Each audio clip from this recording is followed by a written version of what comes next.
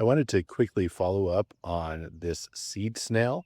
You can see the roots at the bottom of it and the onion tops. So I admit, when I made the original video, I was kind of questioning whether this was just a kind of silly viral trend, you know, people saying, oh, look at this cool thing you can repurpose and do.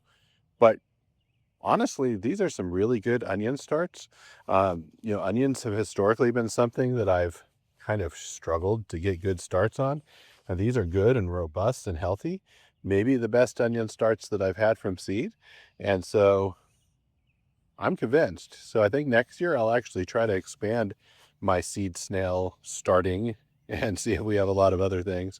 And I might make some adaptations to give it its own flair. So anyhow, I would say the seed snail, not just a crazy viral YouTube trend, but actually something somewhat useful, at least for some of the seeds that you'd be starting.